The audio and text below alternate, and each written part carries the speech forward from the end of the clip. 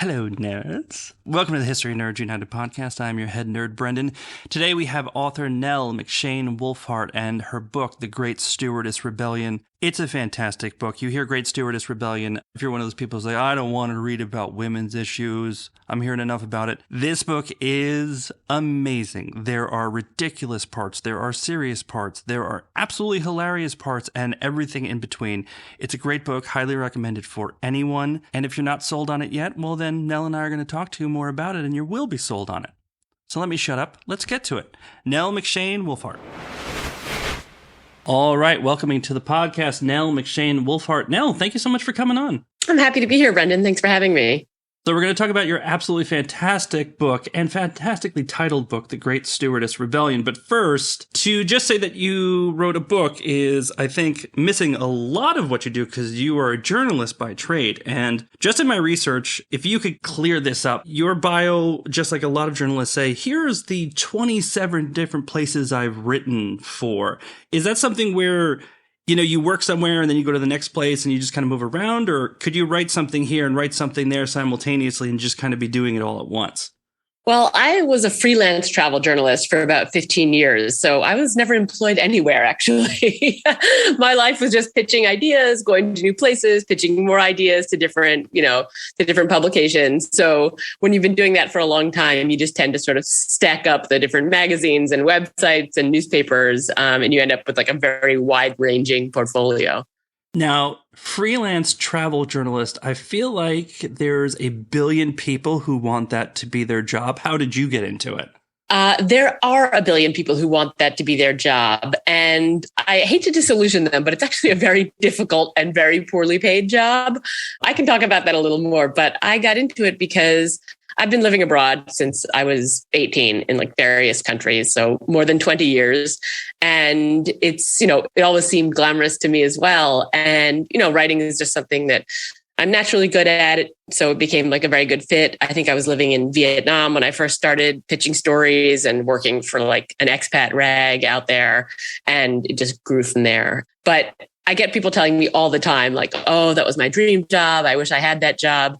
And I just want to put it out there that it is really, really, really tough. Like you have to hustle constantly from concept of idea to actually getting paid. Could be a full year. The rates keep going down. Travel magazines keep closing their doors. And then all those editors go freelance. So the jobs just get fewer and fewer. I don't do it anymore because I'm kind of out of that game. The pandemic and writing the book sort of changed my career path a little bit, but it's really hard. It's great in some ways, but it's a slog. And now you're based out of Uruguay right now, right? Yes, I live in Montevideo, the capital. Now, is that you ended up there because that was your favorite place so far, or you just decided on it, or you're still traveling all over the place anyway? Good question. I'm actually in Uruguay specifically because my partner very randomly got a job there. So we've been there about 8 years so far. And of course, while I was still doing travel journalism, it was like, perfect. I could go to Argentina and Brazil and Colombia and write stories from all of those places while coming back to a country that is like small, secular, pretty lefty, all the things that I like. Now, I've never been. Do you highly recommend a vacation down there? If you want to travel and you love doing things and seeing things and going places, do not come to Uruguay. If you want a vacation and you want to just lie on a beautiful beach and then go eat steak and drink good wine and watch the cows wander by, definitely come to Uruguay. But I would say there's almost no like unmissable sites. It's a really small place. People are super nice. The steak and wine are incredible. The beaches are beautiful, but it's not full of like, cultural attractions or mountains to climb or anything like that. I mean, you had me at steak. I think you've sold me. That's not a problem at all. So you wrote a lot for journalism. Can I ask this? Do you have a favorite piece, or is that like asking which one's your favorite child? Even though we know that there's usually an answer, you're just not supposed to say it out loud. Well, my favorite job that I ever had, my favorite gig was when I had a column in the New York Times travel section, and I got to interview celebrities about what they took in their carry-on luggage. So it was just sort of like a what's in your handbag kind of, fluff pieces, but so much fun. I got to interview famous people and get very nosy about all the stuff they took with them. So that was definitely like a top tier gig. But I think my best ever travel article was maybe taking a motorcycle trip through the Seven Lakes region of Argentina with a bunch of friends. It was just absolutely beautiful. And it was fun learning how to ride a motorbike. And it was just a sort of like experiential travel, I guess, that people are really looking for these days. So that was an especially memorable one. I think we got to jump back to the fact that this does not pay well, listeners. Don't quit your jobs and decide that you can just do this tomorrow. Because that sounds, I think, pretty glamorous. Well, even just, what's in a celebrity's handbag. Like, it's such a simple premise, but it can run forever just because it hits. Exactly. It was just sort of like an easy win, I think, for the paper, because they got these famous names in there. And for me, because it was just like a Q&A, which is every journalist's favorite thing to write because there's very little writing involved. And yeah, it was just like, and just kind of being fun and getting to talk to people like, RuPaul or Bill Nye or whomever. It was just like, yeah, really fun. That's why I interview authors. All I have to do is ask questions and let you be the smart one. Right. Well, exactly. It's working out so far.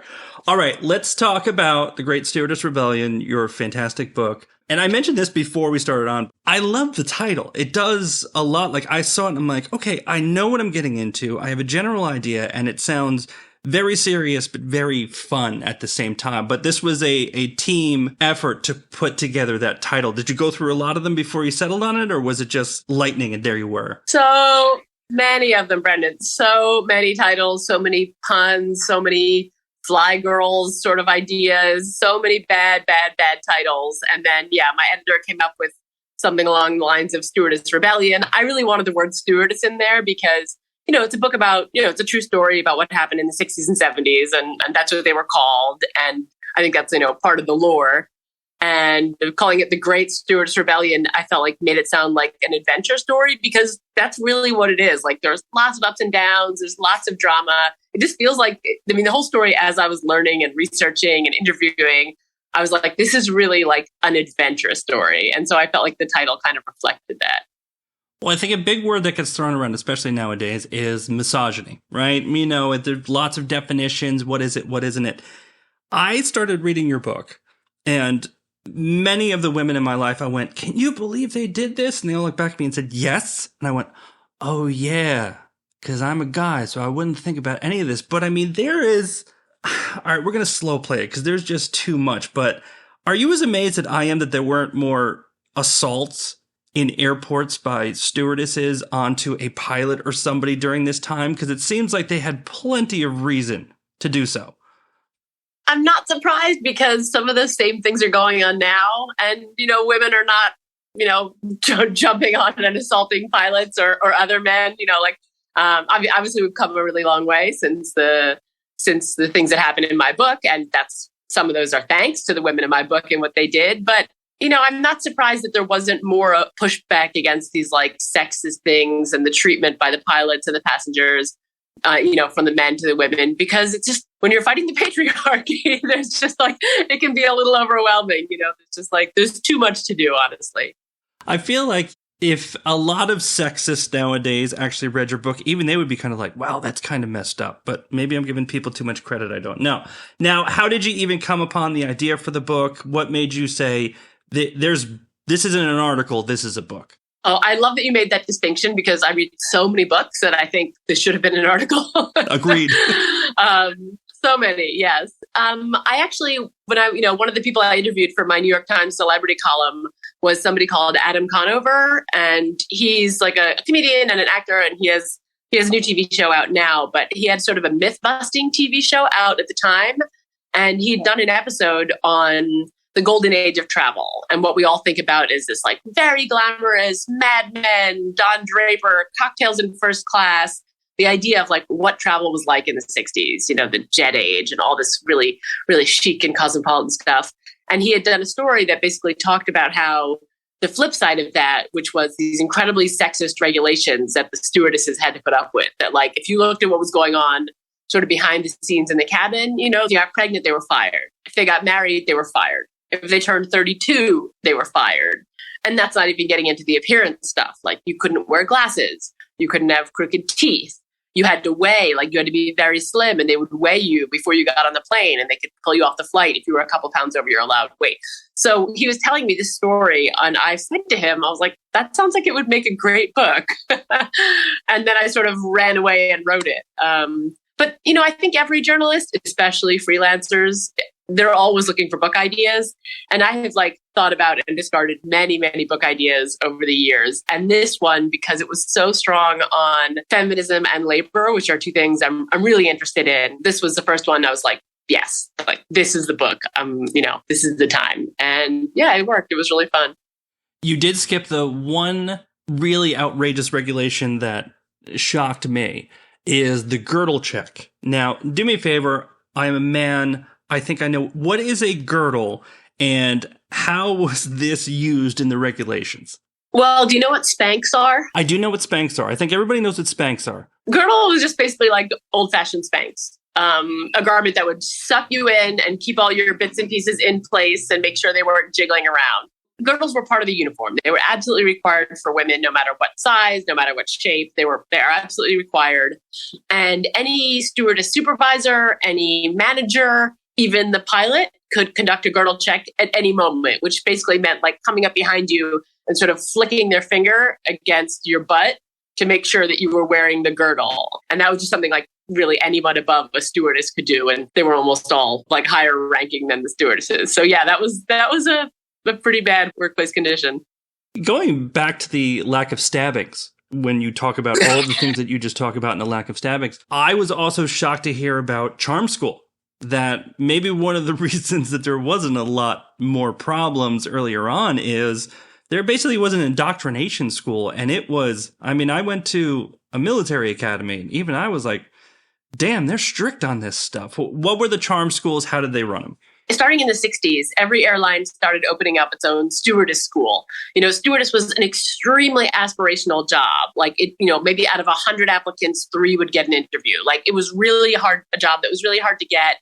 Lots of people wanted it. So the airlines had their pick of women. And then they created these schools that they would send them to train them in being a stewardess. So the one that comes up most in my book was called the Charm Farm. That was American Airlines Stewardess School. It was officially called the Stewardess College, but everyone called it the Charm Farm because they spent 6 weeks there. They slept in dorms and they learned things like how to serve meals and emergency procedures and how to evacuate an airplane. But most of the time was spent on grooming, how to polish your nails, how to wear your uniform the right way, doing your hair, millions and millions and millions of little details like that. That was the main focus of the Charm Farm. And after you graduated from the Charm Farm, after your 6 weeks, then you were sent off to your base to start working. Can we talk about the irony of around this time, right? A lot of anti-communism sentiment, but one of the big pieces of these schools was make sure you snitch on anybody if you see them doing anything wrong.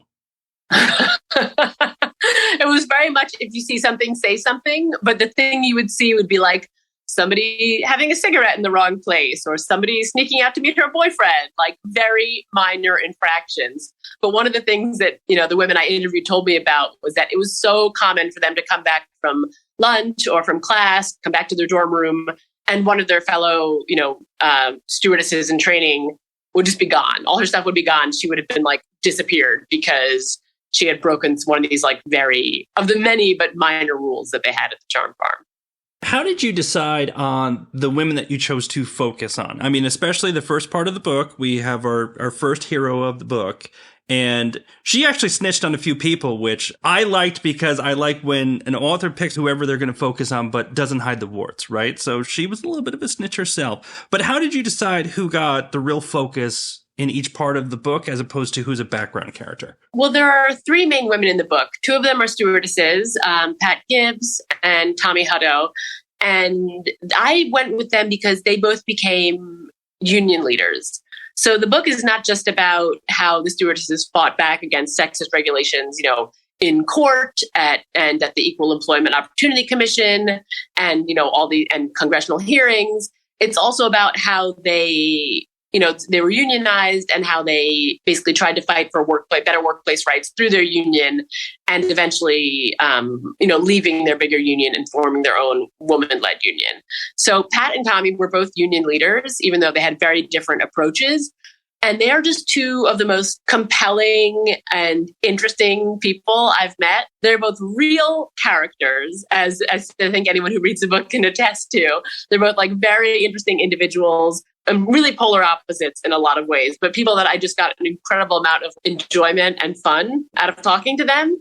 And the third person is Sonia Pressman, who was the first woman attorney in the general counsel's office at the Equal Employment Opportunity Commission and one of the founders of the National Organization for Women. All these women are still alive, by the way. Sonia is 94 and lives in Sarasota. And she also was like an integral part of helping stewardesses get, their equal rights. They weren't quite equal, but make progress towards equal rights. And, those fights had a wider impact for American working women today.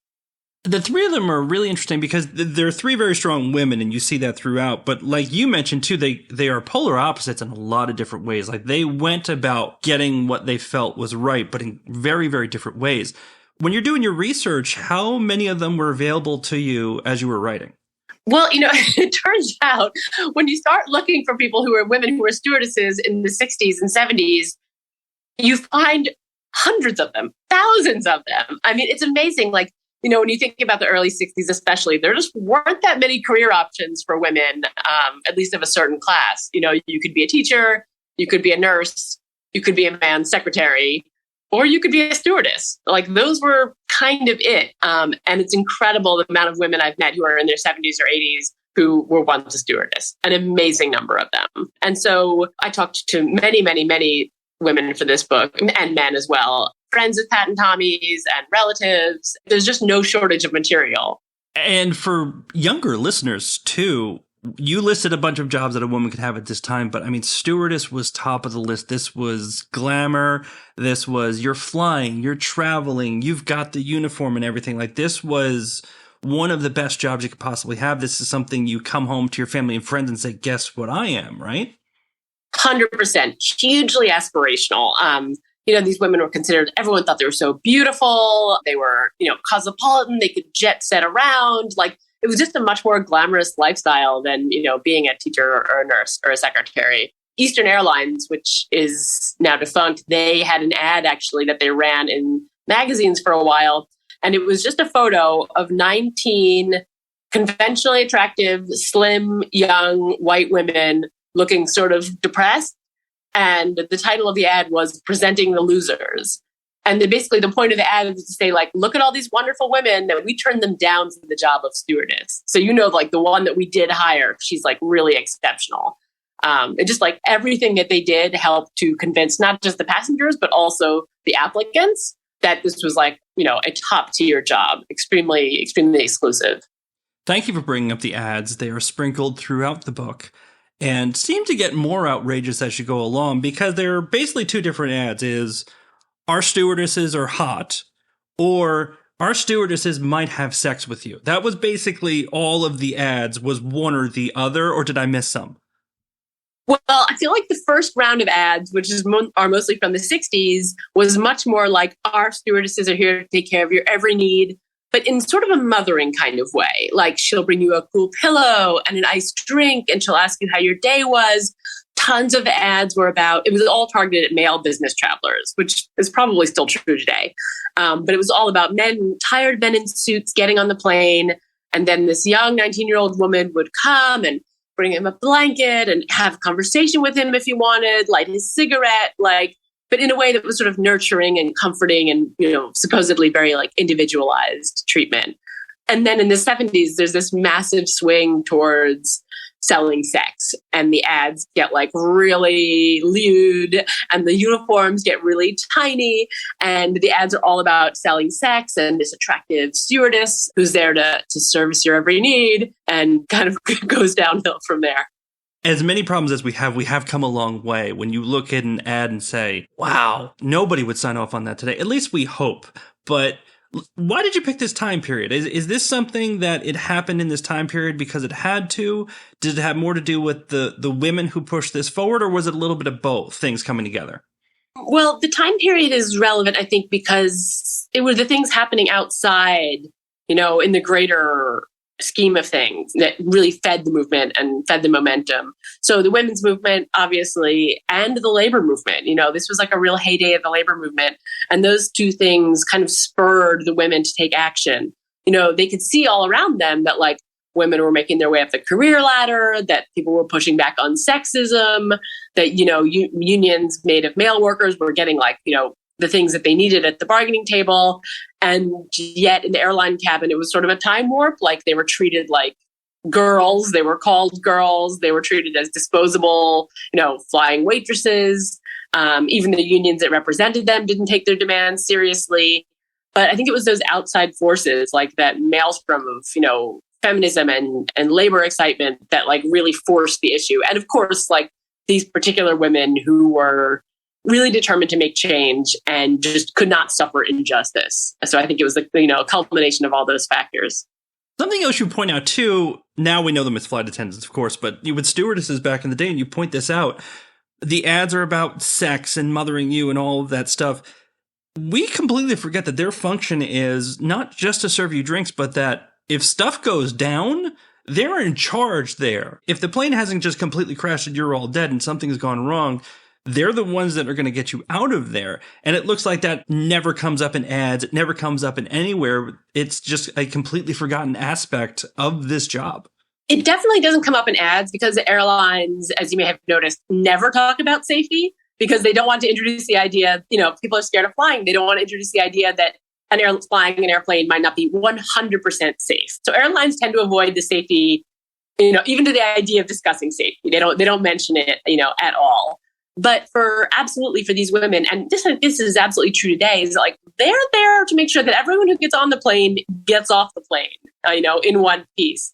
But when it comes to things like, the uniforms they had to wear, like Southwest Airlines at one point had a uniform that was orange hot pants and white lace-up go-go boots.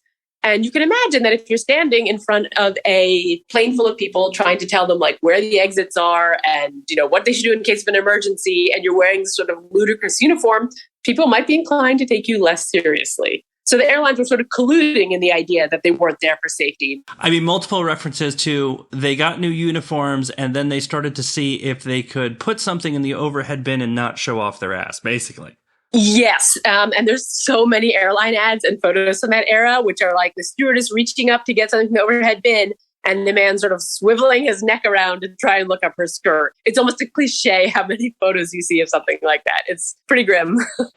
Did we cover it yet, or was there anything else that you found more outrageous in your research? What is the most ridiculous thing you found that even you were kind of like, come on, man? I think the thing that I was most shocked by was that a few airlines at one point or another in the 70s had a requirement that when passengers got off the plane, the stewardess had to kiss them goodbye on the cheek. And I read that and I could not believe it. And of course, lots of the men, they were getting off the plane, they would like swivel their head around and try and catch the woman on the lips. I even have a photo of Pat Gibbs, who's, kind of one of the heroes of my book, being kissed by a passenger on the plane. And the photo is so disturbing because he's kissing her full on the mouth and, she's just standing there rigid with her arms at her side. But this was an actual airline requirement for quite a while that they kiss the passengers departing the plane.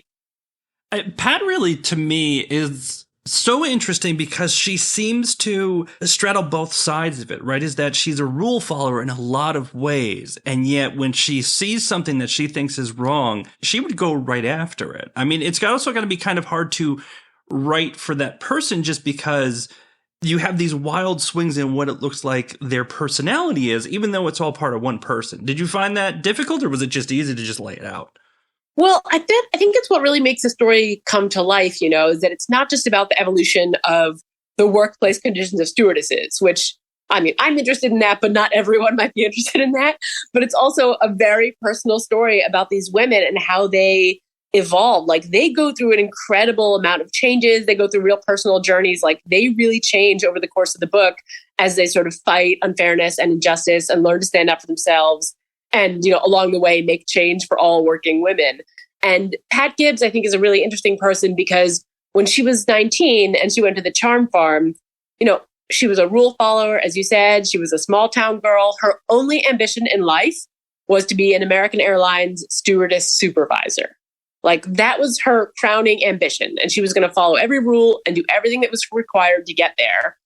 But it was the conditions of the job, the fact that, she could be written up by her boss for failing to wear her gloves one time. White gloves were part of the uniform for a while. And she took them off once on a bus in 90-degree heat, and somebody wrote her up. A disciplinary infraction for 3 days. And enough of those things happened that they radicalized her. They turned her, the working conditions of the job and this sexist treatment of the job turned her from someone who would have been perfectly happy to spend her life as a stewardess supervisor, turned her into this militant labor leader who ended up leading thousands of stewardesses out of the Transport Workers Union and into their own independent woman-led union. It's just like this incredible story of how we can just, go along thinking everything is totally fine and we can just plod along on our paths in life until circumstances force us to change. And I think with Pat, they really changed her, and she became, a totally different kind of person. Her story is, I don't want to give too much of it away because it's really fun seeing it, but it starts off with what a lot of people would understand. She wants to get the hell away from her home. Like, she wants to get out and do something. And then there are things that she does herself, and then there are things that seem to kind of happen to her by mistake, or, when she wasn't there, or when she didn't tell people to do things for her and they just did it. But her story has a little bit of everything in it. And I don't want to short shrift anybody else in the book because it's great.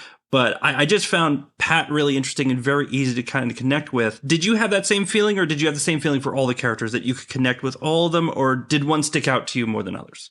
I adore them all. I have to say, they're such interesting and unique people, and very funny and extremely compelling. And these people, they've been through the wars. They really came through an incredibly sexist and difficult period. They fought for their rights. I mean, they're the same women who were out there helping their colleagues get, clandestine abortions. They saw Roe versus Wade, and now they're watching all those rights that they fought for crumble away. They have really been through it, these women, and they're still standing tall. And I adore each and every one of them. Now, the book is doing fantastic. You also got an endorsement from Gloria Steinem. I mean, as far as writing a book ostensibly about women's rights, how did that one feel? That's got to feel like getting the Pulitzer or something like that, right? I got to meet Gloria Steinem. She wrote me a blurb for the book, which I was, of course, over the moon about, because Gloria is in the book. She's actually an integral part of the stewardess's story because she was one of the people. There's a whole section of the book that talks about this amazing 1970s group in New York called Stewardesses for Women's Rights, which I won't get into too much now, but it's really fun and very much of the time. But Gloria Steinem was this huge supporter of the stewardesses. She backed all their efforts to fight for their rights in the workplace. She came to their meetings. She came to their conventions. There's not a stewardess out there who doesn't love Gloria Steinem for what she did for them. And she was a great, public speaker. She was a great mouthpiece for their issues. They told me many stories about her. She's in the book, and I reached out to her for a blurb, which she gave me. And then I was invited to come to her house and have a chat with her about the book and about stewardesses. And it was really a top 10 life moment, When do we think the Netflix miniseries is going to film? And second question, can I play a non-creepy pilot? I don't have to have any lines. I can be in the background, but every time I read a book that I think can be something else, I always like to ask if I can have a spot on the roster. My boyfriend has already requested that he gets to play a pilot in the adaptation, so maybe you guys can be co-pilots. Yeah, I'll be the co-pilot. I'm cool. He can be the main pilot. I'll be the co-pilot. It's fine. Yes, you might have to just shave off the beard and get a real 70s mustache going. That might be part of it. I think my girlfriend will be very upset, but I'll do it. I'll fine. I know there was, and I think they called it Pan Am, but there was a few years ago they tried to do this, and I honestly think it failed because it didn't have the name The Great Stewardess Rebellion. Otherwise, I think it would have gotten a bunch of seasons. Oh my God, thank you. Yeah, I mean, I would love it to be adapted into any kind of TV show or film. I mean, I think the story is interesting, as a story, as a drama. And then there's this sort of wider impact of what their actions had on working conditions for women that I think is really important. And yeah, I think the characters are compelling, and I would just love more people to know about these fights that they had, about the things that they went through. And I think there's also a certain, maybe it's an age thing, but like I'm 42, and I feel like I have a very good grasp of feminism, second wave feminism. I know a lot about this stuff, but I feel often that there are like women who are maybe 20 years younger than me, and they don't know a lot of these stories. They don't know like that you couldn't even get a credit card in your own name in the early 70s. There are that like many, many, many other injustices. Like they're just not aware of it. And I don't know, it wasn't that long ago. So I would love to be able to sort of like spread that knowledge more widely. And even though, of course, we have a very long way to go, especially in terms of, intersectionality, that like there are still some of these feminist battles of the 60s and 70s that we're benefiting from right now. And I would love that to be more widely known. I would like to take a hard left turn because I would like to ambush you with a question because I'm very professional. I do my research on all authors, and you're active on Twitter. And I saw something that I felt it does have to do with feminism, with equal rights and all of those things. So I just wanted to ask you, is Daniel Snyder, the owner of the Washington Commanders, the worst owner in professional sports? Honestly, I don't know anything about sports. I just sort of like dip in and out for the headlines. When there's stuff about labor, that's like actually what I'm like very interested in. Those are the headlines I tend to go for the most. Honestly, I don't even remember that tweet. It wasn't too long ago. He's terrible. At the risk of mansplaining, you said you don't know about sports. He's awful. Ooh. He's absolutely terrible. I live outside of DC, so I know. Now, originally you're from Philadelphia, right? That's right, yeah. All right, so that's Eagles country. I grew up in New York, so I'm automatically a New York Giants fan, always have been, even when they're absolutely horrible like right now. So it's very easy to hate that sports franchise, but he is the worst. It's not a hot take. A lot of people agree with me. In fact, Commanders fans usually agree with me too. Your tweet on it, you made a very strong stance, and it was absolutely the right stance. So I think you are in good company there. Yeah, I mean, I could go on my rant about, professional sports in general, and sexism and racism and CTE and labor and all sorts of things. And I don't think I have to know anything about sports to continue to rant on those subjects. But maybe we'll save that for another podcast. Yeah, no, we'll set up episode 2 and we'll break that up. We'll get ready for that. All right, so last question I'd like to ask. History Nerds United was founded because a lot of people shy away from reading history. They remember it from school where it was boring and you learned about the American Revolution every year for 10 years straight. If one of those people was in front of you and said, I don't like history, why should I read The Great Stewardess Rebellion? What would you say to them? 2 things. One is that the events of that book are having an impact on your life right now, whether you know it or not. And 2 is that this book is, it's funny. Like there are, like when we talk about, the more frivolous aspects of it, like the ads and the uniforms and the kissing and all these various outrages, like these are not that it's salacious, but like it's juicy. These are things that are like fun to read about. Obviously terrible to go through. I don't want to take anything away from that, but like these ads are incredibly compelling. Like your jaw will drop, and you're hearing the stories of what these women went through and the way that they pushed back, often in really inventive and humorous and dramatic ways.